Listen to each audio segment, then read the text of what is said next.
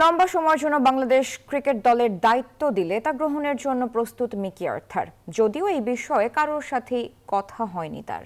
এদিকে এত বছরেও টাইগাররা ধারাবাহিক হয়ে উঠতে না পারার কারণ হিসেবে দেখছেন ম্যাচের অবস্থা অনুযায়ী খেলতে না পারা। সিলেট থেকে ফিরে শুভ দেবনাথের রিপোর্টে বিস্তারিত।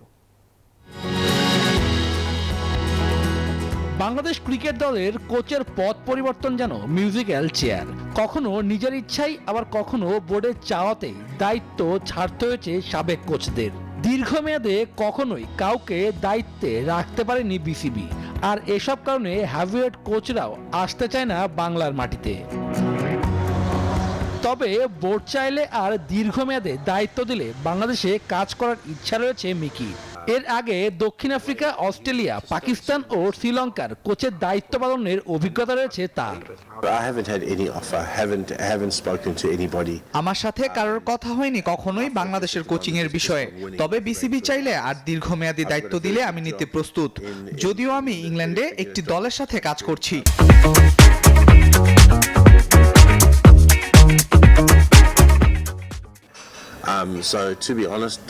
বাংলাদেশ ক্রিকেটে বেশ পুরনো রোগ ধারাবাহিকতার অভাব। কারণটা আবিষ্কার করলেন এই হ্যাভিওয়েট কোচ।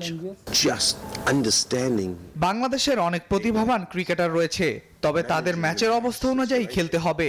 গেম প্ল্যানিং এ এদেশের ক্রিকেটাররা বেশ পিছিয়ে, সেখানে কাজ করার প্রয়োজন রয়েছে। এবারে চ্যাম্পিয়ন্স ট্রফির আসর বসবে পাকিস্তান ও আরব আমিরাতে।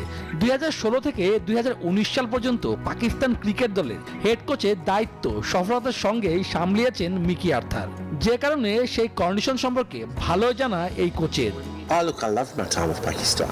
চ্যাম্পিয়ন্স ট্রফি যেহেতু আইসিসি ইভেন্ট, স্পোর্টিং উইকেটে হবে, তবে সাধারণত পাকিস্তানে পেসারদের আধিক্য থাকে। বাংলাদেশ দলেও এখন পেস ইউনিট বেশ শক্তিশালী। তাসকিন, নাহিদ রানারা ম্যাচের গতিপথ পরিবর্তন করে দিতে পারে। রংপুরের কোচের দায়িত্ব সামলাচ্ছেন দারুণভাবে।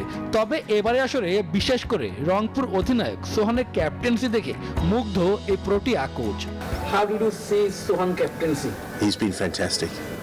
I rate him highly. I think he's a really good captain. Shubho Debnath, news 24, Dhaka.